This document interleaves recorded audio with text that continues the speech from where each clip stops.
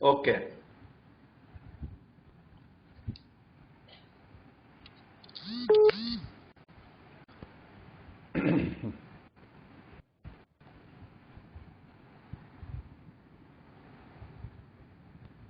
નમસ્કાર મિત્રો, શનિ અને રવિની રજા બાદ ફરીથી મળી રહ્યા છીએ અને 10મા ધોરણમાં રાસાયણિક પ્રક્રિયાઓ અને સમીકરણો વાળો પાઠ આપણે શરૂ રાખ્યો છે અને આશા રાખીએ છીએ આજે આ પાઠને પૂરો કરીએ. દોસ્તો, આ પાઠની અંદર આપે શરૂઆતથી તત્વ, એની સંજ્ઞાઓ, સંયોજન, એના અણુસૂત્રો યાદ કર્યા, પછી રાસાયણિક પ્રક્રિયા કોને કહેવાય, ભૌતિક પ્રક્રિયા કોને કહેવાય એ પણ યાદ કર્યું.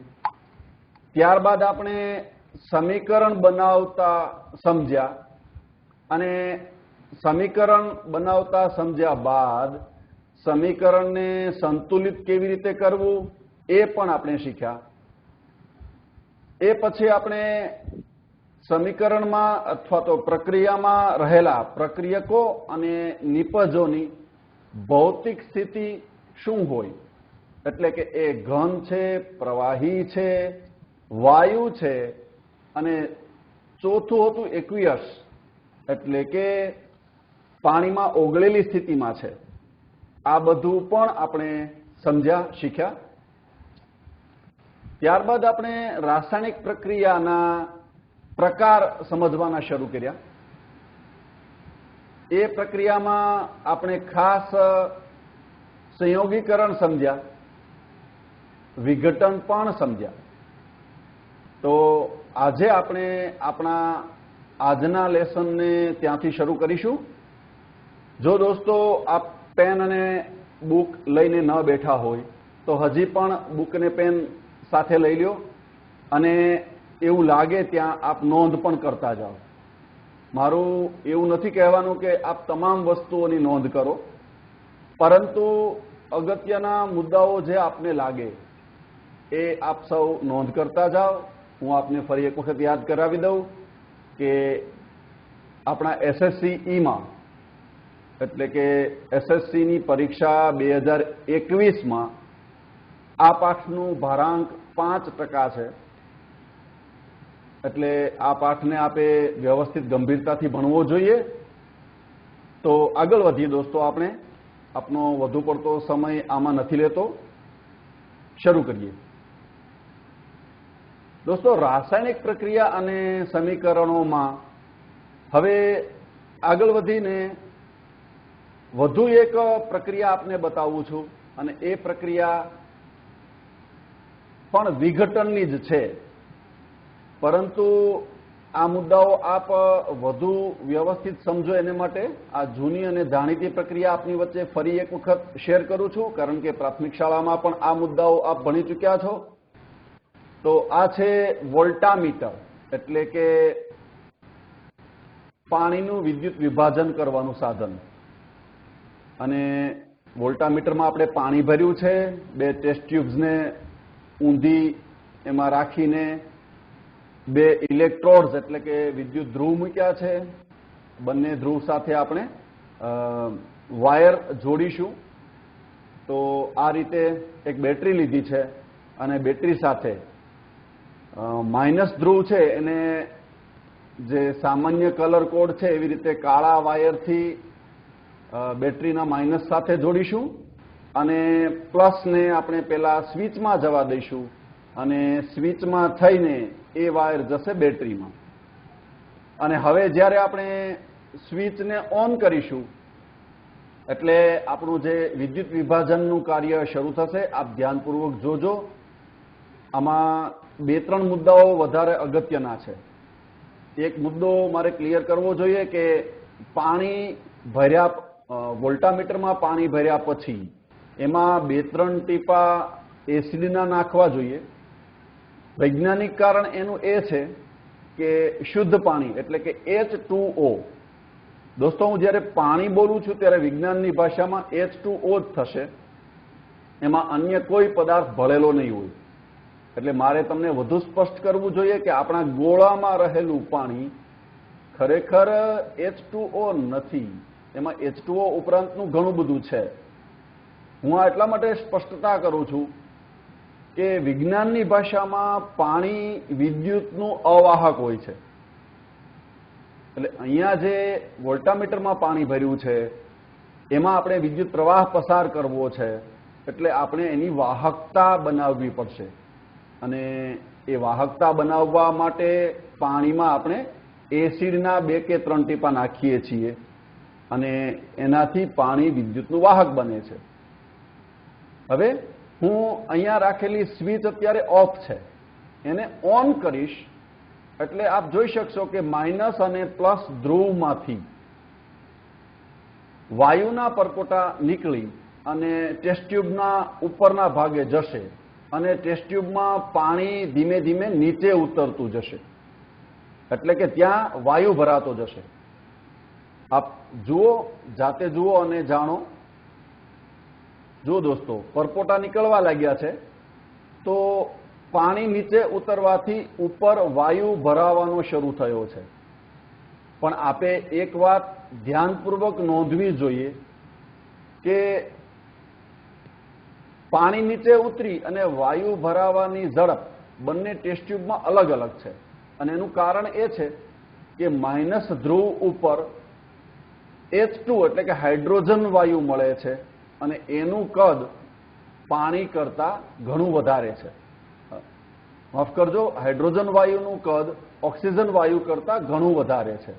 એટલે ઓક્સિજન વાયુ હજી ધીમે ધીમે બને છે ત્યારે હાઇડ્રોજન વાયુની ટેસ્ટ ટ્યુબ ભરાઈ ગઈ છે. તો આ એક વિઘટનની જ પ્રક્રિયા છે, એને આપણે આવી રીતે સમજી લઈએ. પાણી વિદ્યુત વિભાજન કરતા હાઇડ્રોજન પ્લસ ઓક્સિજન પ્રાપ્ત થાય છે અને સમીકરણ પણ સમજી લેવું જોઈએ. H2O કૌંસમાં L લખ્યો છે એ હવે આપણે માટે અજાણ્યો નથી. H2 plus O2. તો એક પ્રક્રિયકમાંથી 2 પ્રક્રિયક બન્યા. ફરી એક વખત યાદ કરાવી દઉં કે આ પણ તોડવાની વાત છે.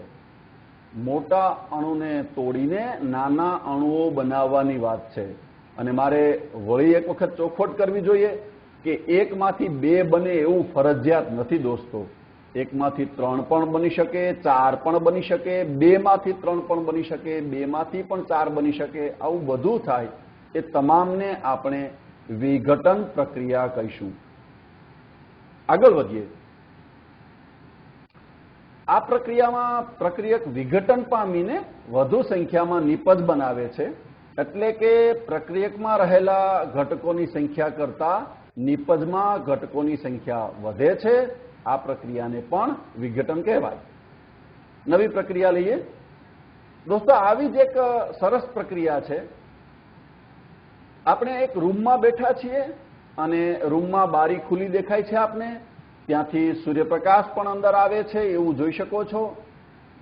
બાજુમાં એક ઘડિયાળ છે. એ ઘડિયાળ ઈરાદાપૂર્વક રાખી છે કારણ કે આપણે હમણાં જે વસ્તુઓ મૂકીશું અહીંયા એના ઉપર સૂર્યપ્રકાશ પડવા દેવાનો છે અને પછી રાહ જોવાની છે. સૂર્યપ્રકાશ પડવાથી વસ્તુમાં શું ફેરફાર થાય છે અને સાથોસાથ સમય પસાર થાય છે એ બંને આપણે જોઈશું. તો ચાલો આપણે અહીંયા વિજ્ઞાનના પ્રવૃત્તિના સાધનો ગોઠવીએ. આપણે એક સ્ટેન્ડ મૂકીએ છીએ. સ્ટેન્ડની ઉપર એક જેને આપણે ચાઇના ડીશ કહીએ એવી ચાઇના ડીશ છે અને એ ચાઇના ડીશની અંદર સિલ્વર ક્લોરાઇડ છે. હવે સૂર્યપ્રકાશ પડે છે અને સામે ઘડિયાળ શરૂ થઈ ગઈ છે. જુઓ, ચાઇના ડીશમાં રહેલો પદાર્થ પહેલા કેવો હતો અને હવે કેવો થઈ ગયો છે એ પણ ધ્યાન આપો.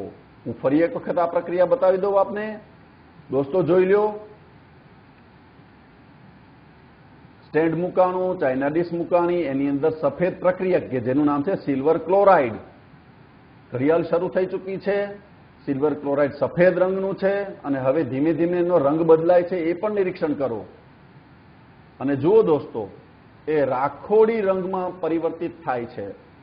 શા માટે? તો આપણે એનું સમીકરણ જોઈને નક્કી થઈએ. દોસ્તો અહીંયા જુઓ, અંદર રહેલા ચાઇના ડીશમાં રહેલા સિલ્વર ક્લોરાઇડનો રંગ પરિવર્તન થઈ ગયું છે. તો આપણે એમાં શા માટે રંગ પરિવર્તન થયું એ એના સમીકરણ સાથે જોઈએ. મિત્રો, સિલ્વર ક્લોરાઇડ સૂર્યપ્રકાશ મળે એટલે એનું વિઘટન થઈ સિલ્વર અને ક્લોરીન જુદા પડે. હવે એનું સમીકરણ પણ જોઈ લઈએ. AgCl બને છે પ્રક્રિયા થઈને Ag પ્લસ Cl2. AgCl ઘન સ્થિતિમાં હતું, Ag પણ એટલે કે સિલ્વર પણ ઘન સ્થિતિમાં છે અને ક્લોરીન વાયુ એ વાયુ સ્થિતિમાં છે. એટલે આપણે જોઈ શકતા હતા કે સફેદ રંગ હતો એ AgCl એટલે કે સિલ્વર ક્લોરાઇડનો હતો અને જે પદાર્થ બન્યો એ સિલ્વર અને ક્લોરીન અલગ પડી ગયા. સામાન્ય રીતે ક્લોરીન વાયુ પીળાશ પડતા રંગનો હોય, એ સિલ્વર સાથે ભળેલી સ્થિતિમાં મિશ્રણ. જો દોસ્તો, શરૂઆતમાં AgCl હતું ત્યારે એ સંયોજન હતું અને હવે Ag અને Cl મિશ્રણ સ્વરૂપમાં એમાં દેખાય છે. તો એ સિલ્વર અને ક્લોરીનને કારણે એ રાખોડી રંગ દેખાય છે અને સમીકરણને બેલેન્સ કરેલું છે એટલે આગળ કોઈ સંખ્યાઓ વડે ગુણ્યા છે એ આપને માટે હવે અજાણ્યું નથી. તો શું બન્યું? આ પ્રક્રિયામાં સિલ્વર ક્લોરાઇડ વિઘટન પામીને સિલ્વર તથા ક્લોરીનમાં રૂપાંતર પામે છે અને ઘટકોની સંખ્યા કરતા નિપજમાં ઘટકોની સંખ્યા અને પ્રક્રિયકમાં ઘટકોની સંખ્યા નિપજમાં ઘટકોની સંખ્યા વધે છે. એટલે આ પ્રક્રિયાને પણ આપણે વિઘટન કહીશું. આગળ વધીએ. તો વિઘટન પ્રક્રિયાને આપણે સાદી રીતે અથવા તો ભૌતિક રીતે આવી રીતે પણ સમજી શકીએ. દોસ્તો, મેં આવી સાદી રીત વાપરીને આપને સંયોગીકરણ સમજાવવાનો પ્રયત્ન કર્યો હતો, યાદ કરો. મેં તમને ઉદાહરણ આપ્યું હતું કે કોઈ અજાણા વ્યક્તિઓ લાડવા વાળવાની શરૂઆત કરે તો એ સાઈઝ ધ્યાન ન આપે અને નાના નાના લાડુ બની જાય. તો એને ભેગા કરીને સમજુ વ્યક્તિ મોટા લાડુ બનાવી નાખે. અહીંયા આપણે ઉલટી સ્થિતિ પણ જોવી પડશે ને. જે આ પ્રક્રિયાથી માહિતગાર નથી એ બધાની સાથે લાડવા બનાવવા બેસશે તો નાના જ બનાવશે એવું જરૂરી નથી, મોટા બનાવી નાખે. તો સમજુ માણસ એવો મોટો લાડુ લઈ અને પછી એ મોટા લાડુમાંથી નાના નાના લાડુ બનાવી નાખશે. તો આ થઈ વિઘટનની પ્રક્રિયા. અને આગળ વધીએ. દાખલા તરીકે વધુ પડતો મોટો લાડુ બનાવ્યો હોય તો એમાંથી 3 લાડુ બની શકે છે. તો આ થઈ વિઘટનને સમજાવવાની ભૌતિક રીત. મને લાગે છે આનાથી આપ વધુ સ્પષ્ટ રીતે સમજી શકશો અને આપને યાદ રહેશે. આગળ વધીએ દોસ્તો. હવે પછીનો આપણો મુદ્દો છે વિસ્થાપન.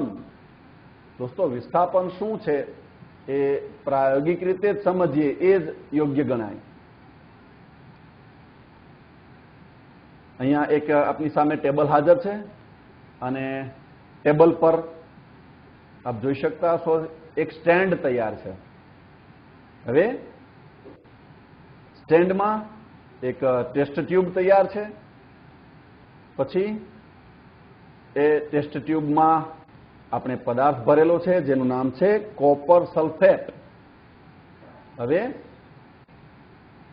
એમાં આપણે ખીલી રાખી દઈએ છીએ.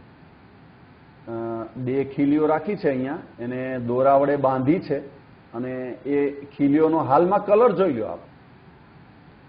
દોસ્તો, લોખંડની સાફ કરેલી સ્થિતિમાં, દોસ્તો આમાં પણ એક વસ્તુ મારે સમજાવી દેવી જોઈએ કે આ ખીલીઓને આપણે કાચ કાગળ એટલે કે હેમરી પેપરથી સાફ કરી અને પછી આપણે આ દ્રાવણમાં ડુબાડીને રાખવાની છે. અને હવે આપણે રાહ જોવા માટે આગળની જેમ બાજુમાં એક ઘડિયાળ રાખી દઈશું અને એ ઘડિયાળમાં આપણે ટાઈમ જોઈશું અને સાથે જે ખીલી છે એનો રંગ પણ જોતા જઈશું. સ્ટાર્ટ કરીએ. જુઓ દોસ્તો, ઘડિયાળ સ્ટાર્ટ થાય છે અને સમય પસાર થતો જાય છે અને 20 મિનિટ પસાર થઈ તો ખીલીનો બદલાયેલો રંગ આપ જોઈ શકો છો કે નહીં? બરાબર નિરીક્ષણ ન કર્યું હોય તો બાજુમાં જો મેં જૂની ખીલી મૂકી છે, એટલે કે અંદર પહેલા મૂકીને એ ખીલીને બાજુમાં મૂકી છે. તો એની સાથે આપ રંગની સરખામણી કરો, શું બન્યું હશે? તો આપણે એને રાસાયણિક રીતે સમજીએ. દોસ્તો, ફરી એક વખત હું આપને ટાઈમિંગ શરૂ કરીને બતાવી દઉં, જેથી આપને આ પ્રક્રિયા બરાબર યાદ રહે. જો દોસ્તો, ઘડિયાળ શરૂ કરી અને સાથે ખીલીનો બદલતો રંગ જુઓ. 20 મિનિટના અંતે ખીલીનો રંગ બદલાયો છે. તો હવે આપણે આ પ્રક્રિયાને રાસાયણિક રીતે સમજી લઈએ. દોસ્તો, શું બન્યું આમાં? તો લોખંડ પ્લસ કોપર સલ્ફેટ. મિત્રો, કોપર સલ્ફેટનું દ્રાવણ ટેસ્ટ ટ્યુબમાં ભરેલું હતું, એમાં આપણે લોખંડની ખીલીઓ નાખી. પ્રક્રિયા પૂરી થઈ એટલે શું બન્યું? દ્રાવણ કોપર સલ્ફેટને બદલે બની ગયું આયર્ન સલ્ફેટનું. એટલે કે કોપર છે એ સલ્ફેટમાંથી છૂટું પડીને વિસ્થાપિત થયું. આપણે સમીકરણથી પણ સમજી લઈએ. દોસ્તો, પહેલા હતું Fe અને CuSO4 દ્રાવણ સ્વરૂપે હતું, માફ કરજો, CuSO4 સંયોજન સ્વરૂપે હતું. હવે FeSO4 સંયોજન બની ગયું અને Cu વિસ્થાપિત થયું.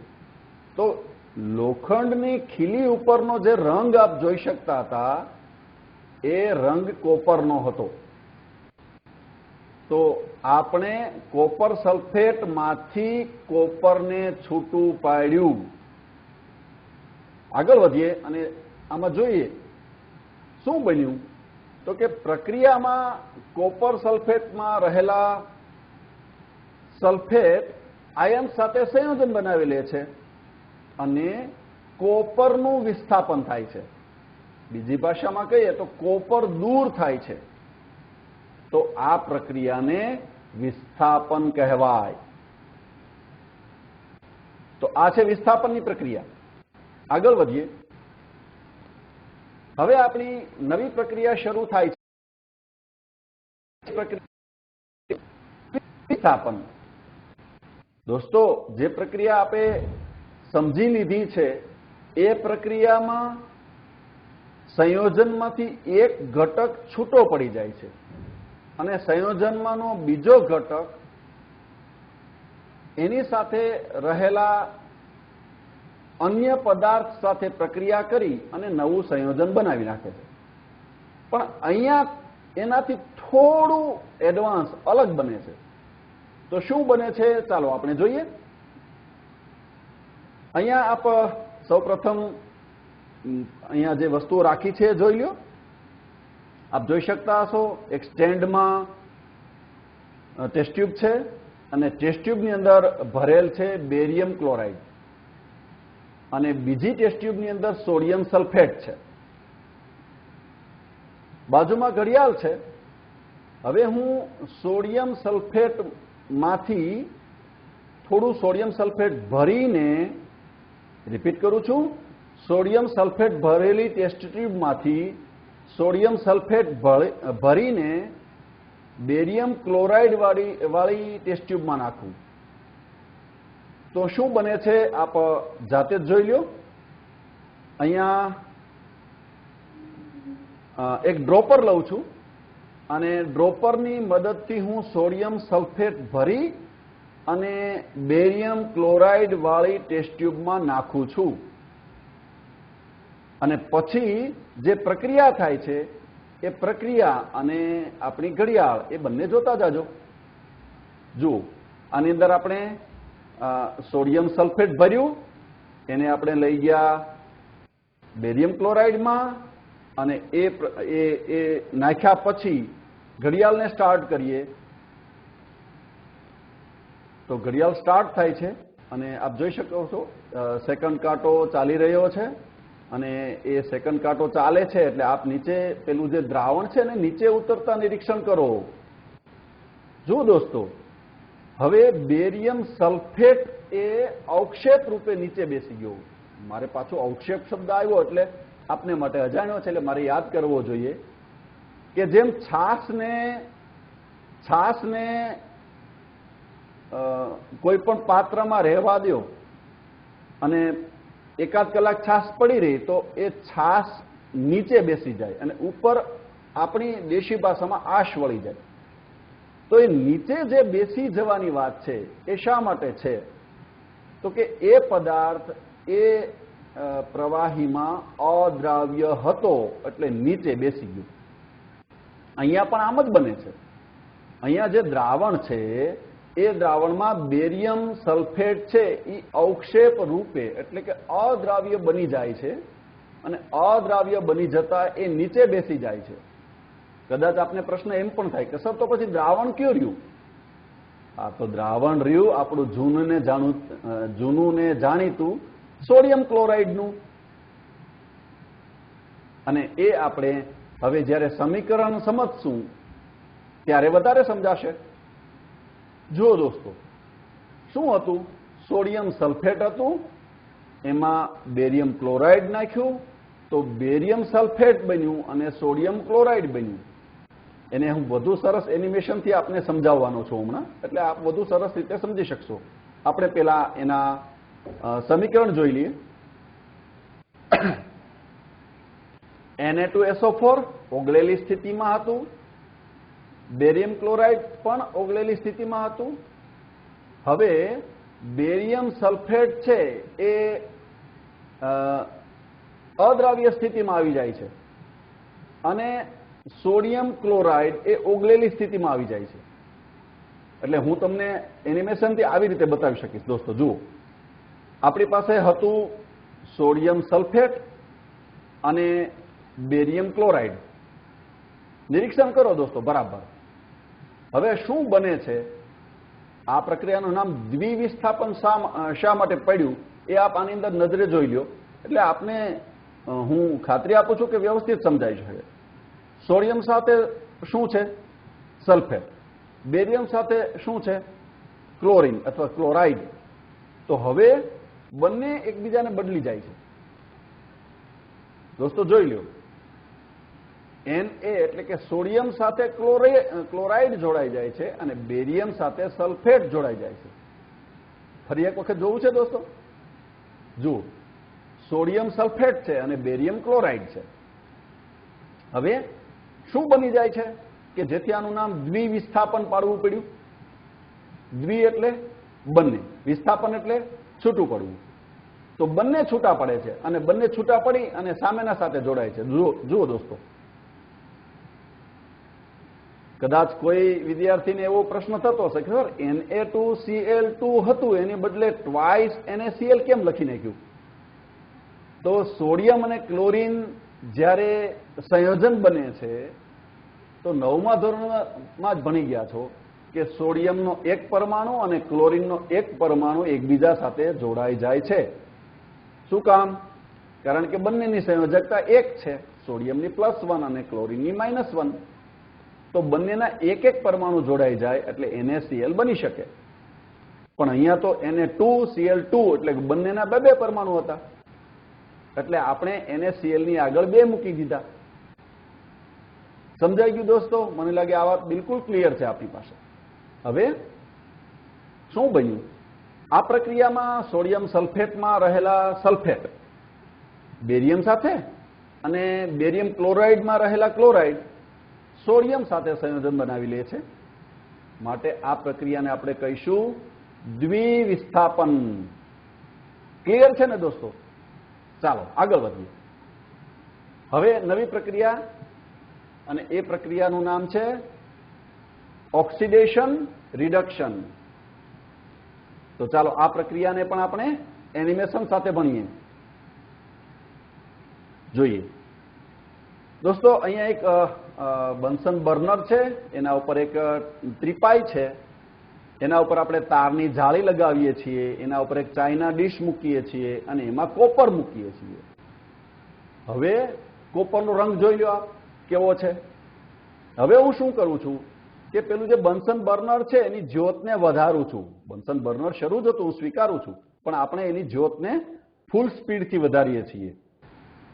હવે આપ કોપરનો રંગ જોજો, ગરમ થતા એમાંથી વરાળ જેવું નીકળે છે અને સાથે કોપરનો રંગ પણ બદલાય છે. દોસ્તો નિરીક્ષણ કરતા જાઓ.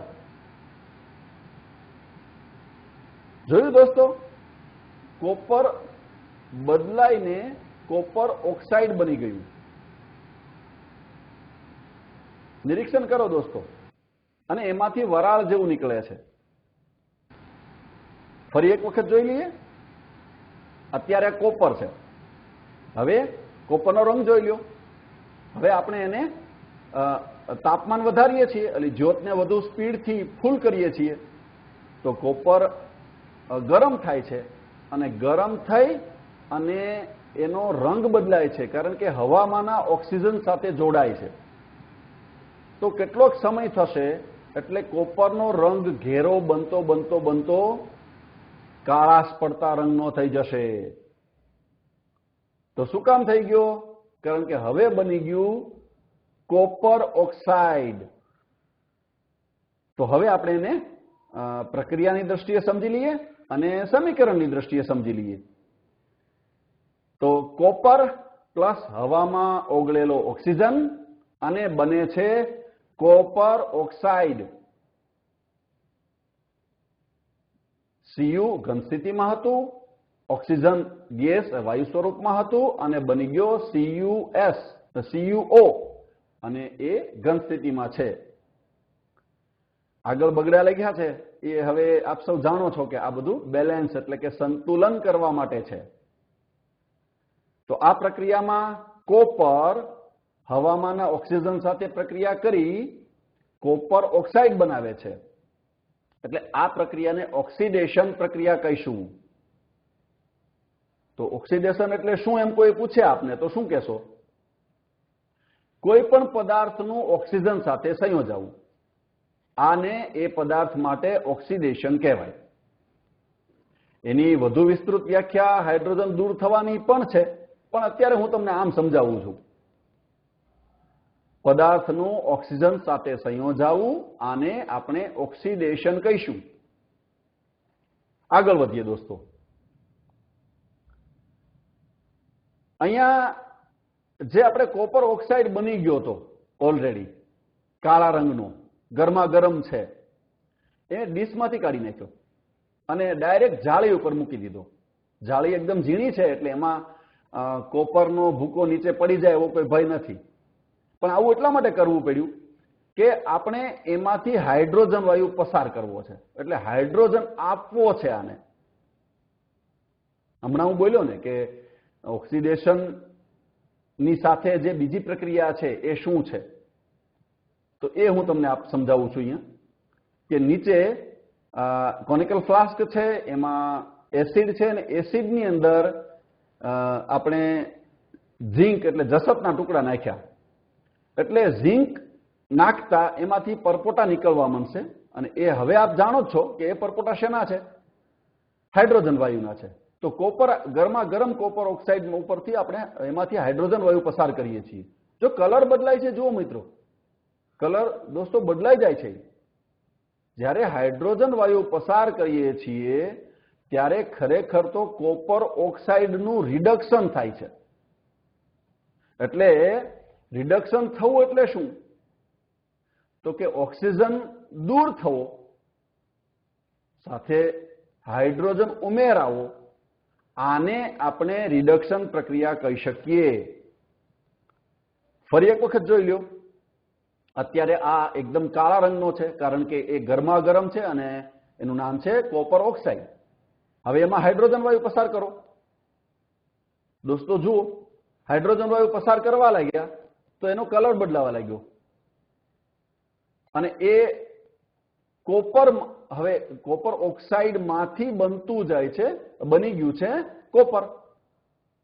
તો આ પ્રક્રિયા રિડક્શનની પ્રક્રિયા છે. દોસ્તો આને આપણે રાસાયણિક રીતે સમજી લઈએ તો શું હતું? Copper oxide. શું ઉમેર્યું? હાઇડ્રોજન. શું બન્યું? કોપર અને પાણી. આપણે એમ થાય સર પાણી તો ન દેખાણું ક્યાંય. તો પાણી છે એ ગરમ, આપણે વાત કરીને કે કોપર ઓક્સાઇડ હતો, તો એમાં જ્યારે હાઇડ્રોજન ઉમેરાયો અને પાણી બન્યું, એ વરાળ રૂપે ઉપર ચાલ્યું ગયું હોય. તો CuO પ્લસ H2 અને બને છે Cu પ્લસ H2O. એટલે મિત્રો આવું કહી શકાય કે નહીં? પેલા કોપર ઓક્સાઇડ હતો, એમાંથી ઓક્સિજનને આપણે દૂર કર્યો, પણ એની સામે હાઇડ્રોજનમાં ઓક્સિજન ઉમેર્યો તો આ પ્રક્રિયામાં શું બન્યું છે? ખરેખર ગરમ કોપર ઓક્સિજન ગુમાવે છે અને હાઇડ્રોજન ઓક્સિજન મેળવે છે. એટલે આ પ્રક્રિયામાં હું એમ કહીશ ને કે કોપરનું રિડક્શન થયું. ધ્યાનપૂર્વક સાંભળો. કોપરનું રિડક્શન થયું અને હાઇડ્રોજનનું ઓક્સિડેશન થયું. તો રિડક્શન અને ઓક્સિડેશનને ભેગા વાંચો તો શું બનશે? રેડોક્સ. તો આ પ્રક્રિયાને રેડોક્સ પ્રક્રિયા પણ કહીશું. આગળ વધીએ દોસ્તો. અહીંયા કોપર ઓક્સાઇડ આપની પાસે હાજર છે દોસ્તો. હવે એક પ્રક્રિયા આપણે જૂનું ને જાણીતું છે ને એ છે ક્ષારણ અને ખોરાપણું. તો એ શું છે દોસ્તો? આપના ઘરે લોખંડના ઘણા બધા સાધનો વાપરતા હશો. તો એ લોખંડના સાધનોને સમયાંતરે આપણે ભારતીયો છીએ તો મોટે ભાગે દિવાળીમાં કલર કરીએ. તો કલર કરવાનું કારણ શું? લોખંડની જાળીને કલર કરવો પડે છે. 2 વર્ષે 3 વર્ષે 5 વર્ષે ક્યારેક કલર કરવો જ પડે છે. એનું કારણ શું? કારણ કે જે ઓલી લોખંડ છે એને સતત ભેજ લાગ્યા કરે એટલે હવામાંના ઓક્સિજન સાથે લોખંડ પ્રક્રિયા કરવા લાગે અને એમાંથી બની જાય લોખંડનો ઓક્સાઇડ. ન થવા દેવું હોય તો એના ઉપર આપણે કલર કરવો પડે. તો લોખંડનું ઓક્સિજન સાથે સંયોજાઈ જવું એને આપણે લોખંડને કાટ લાગ્યો એમ કહેવાય. તો એને આપણે ક્ષારણ કહીશું. એવો જ એક બીજું ઉદાહરણ પણ જુઓ. તમે તમારા લગભગ બધાના ઘરે તાંબાના વાસણ હશે. એ તાંબાના વાસણને સાફ કરી અને ઊંધા વાળી દો તો એની ઉપર કોઈક જગ્યાએ પાણીના ટીપા બાઝેલા રહે અને આ પાણીના ટીપા એમાં તપકીરિયા રંગની છારી બાજે. કારણ શું? તો કે તાંબાએ ઓક્સિજન સાથે પ્રક્રિયા કરી. મોટા મોટા જહાજ હોય એ સતત પાણીમાં તરતા હોય. હવે એ પાણી એટલે કે ખારું પાણી દરિયાનું અથવા તો ભલે નદીમાં વહેતા હોય જહાજ, તો એ પાણીમાંનો ઓક્સિજન એ જહાજના લોખંડ સાથે પ્રક્રિયા કરે અને એને કાટ લાગી જાય. તો આ બધી કાટ લાગવાની પ્રક્રિયાઓ છે અને આપણે એને કેમ અટકાવવી? તો કે ભાઈ કોઈકને કલર કરીને અટકાવવી પડે, કોઈકની ઉપર ઇન્સ્યુલેશન ચડાવવું પડે. જેમ કે કેટલાક લોખંડની ઉપર પીવીસીના પાઇપ જેવું એકદમ પાતળું આવરણ લગાડે છે. આપણે એવું અત્યારે બજારમાં જોઈએ છે કે લોખંડના પતરા લેવા જાઓ તો પતરા વેચવા વાળા પૂછશે કે કોટિંગ વાળા જોઈએ છે, પાવડર કોટિંગ વાળા. તો એ બીજું કઈ નથી પણ એ પતરાની ઉપર એક જાતનું પડ ચડાવેલું છે અને એનો હેતુ શું છે? તો એને કાટ ન લાગે. અને યસ, જહાજ હોય તો જહાજની અંદર તો એક જહાજની વિશાળતા, એનું દળ ખૂબ હોય, એને કારણે એનું વેગમાન પણ વધારે હોય. તો એને અંદર જે લોખંડ સાથે પાણીની પ્રક્રિયા થાય એ પ્રક્રિયાને અટકાવવા માટે જસતની મોટી મોટી પ્લેટ લઈ અને એની ઉપર લગાવી દેવામાં આવે અને આમ કરવાથી પાણી અને લોખંડની વચ્ચે જસતની પ્લેટ આવી જાય અને લોખંડના જહાજ કટાતા અટકે. પછી આપણા વાડીના ફેન્સિંગની અંદર તાર ખરીદવા જાઓ તો ત્યાં કહેશે કે ગેલ્વેનાઇઝ તાર જોઈએ છે. તો ગેલ્વેનાઇઝેશન એટલે શું? સેમ સ્થિતિ એ જ છે. લોખંડની ઉપર ઝિંક એટલે કે જસતનું પડ ચડાવી દેવામાં આવે તો હવામાંનો ઓક્સિજન લોખંડ સુધી પહોંચવાને બદલે જસત સુધી જ પહોંચે એટલે લોખંડનું ની આવરદા વધી જાય. તો આ બધું છે ક્ષારણ. અને હવે એક મુદ્દો રહ્યો ખોરાપણું. તો આપના મોટા ભાગના ઘરે નાસ્તા માટે ચેવડો ને એવું બનાવતા હશે. તો એમાં તેલ હોય અને એ ચેવડો બની ગયા પછી જો આપણે થોડા વધારે પડતા દિવસો જવા દઈએ તો ચેવડો ચાખશો તો ખોરો લાગશે. તમે મિત્રો જોજો કે સિંગદાણા છે એને ફોલીને રાખી મૂકો અને મહિના દિવસ પછી ખાઓ તો એટલો બધો વાંધો નહીં આવે, પરંતુ એ જ સિંગદાણાને આપ તેલમાં તળી નાખો અને પછી એને મહિના દિવસ પછી ખાઓ તો એ ખોરા લાગશે. અને ખોરા થઈ જવાનું કારણ શું? તો એનું ઓક્સિજન સાથે સંયોજન થઈ જાય છે તેલથી. એટલે કે આ છે ખોરાપણું. હવે એને અટકાવવું કેમ? તો એને ઓક્સિજન ન લાગવા દો તો થાય. એટલે જે પેક્ડ ચીઝ આવે છે, વેફર્સ આવે છે, એવા તળેલા ભજીયા આવે છે, આવી બધી વસ્તુઓને આપ જોતા હશો કે ઓલા એકદમ રેપરની અંદર પેક કરેલા હોય, પછી એ રેપરને દબાવશો ને તો અંદર હવા જેવું હોય. દોસ્તો એ ખરેખર હવા ના હોય, પરંતુ હવાને ન આવવા દેવા માટે, કારણ કે હવા આવશે તો તેમાં ઓક્સિજન આવવાનું અને ઓક્સિજન એમાં ભળશે તો એ પદાર્થ ખોરો થઈ જશે. તો એવું ન થવા દેવા માટે એની અંદર નાઇટ્રોજન વાયુ ભરેલું હોય. પાછો પ્રશ્ન આવે સર નાઇટ્રોજન શા માટે ભરવાનો? તો એ નિષ્ક્રિય વાયુ છે, એટલે એ પદાર્થ સાથે પ્રક્રિયા કરતો નથી. તો દોસ્તો હવે સમય છે મૂલ્યાંકનનો. આપણો પીરિયડ આપણે પૂરું કરવાની તૈયારીમાં છીએ. ઝડપથી આપ બધા પ્રશ્નોના જવાબ આપતા જાઓ એટલે આપણો આજનો તાસ પૂરો થાય અને આપણું આ ચેપ્ટર પણ પૂરું થાય. ચાલો, પહેલો પ્રશ્ન. પાણીના વિદ્યુત વિભાજનમાં ઋણ ધ્રુવ ઉપર કયો વાયુ જમા થાય? યાદ કરો, પેલી પ્રક્રિયા મેં તમને બતાવી હતી. હવે જવાબ તો આપે જ શોધવો પડશે, હું જવાબ નહીં આપું. આગળ વધીએ. કોપર સલ્ફેટના દ્રાવણમાં લોખંડની ખીલી ડુબાડી રાખતા વિસ્થાપન કોનું થાય? યાદ કરી લો, આ બધું મેં. આગળ વધીએ. દોસ્તો, અવક્ષેપ એટલે શું? આપણે બે પ્રવાહીને એકબીજામાં મિશ્ર કર્યા હતા અને એ જે સંયોજન નવું બન્યું એની અંદર અવક્ષેપ ઉત્પન્ન થયા હતા. તો અવક્ષેપ એટલે શું? આગળ વધીએ. દોસ્તો, લોખંડમાં કાટ લાગે તે પ્રક્રિયાને ઓક્સિડેશન કહેવાય કે રિડક્શન? આ ઘણી બધી વસ્તુ આમાં સમજાવી મેં, એટલે આમાં મને વિશ્વાસ છે કે આપને ફટાફટ જવાબ આવડી જશે. અને છેલ્લો પ્રશ્ન દોસ્તો, ચવાણું એટલે કે ચેવડો લાંબો સમય સુધી રાખી મૂકવામાં આવે તો ખોરો શા માટે થઈ જાય? તો યાદ કરી લ્યો. અને હું આશા રાખું છું કે આપને 5 પ્રશ્નોના જવાબ આવડી ગયા હશે. તો દોસ્તો, ફરીથી ખૂબ ખૂબ શુભેચ્છા. ફરી મળીશું. નમસ્કાર.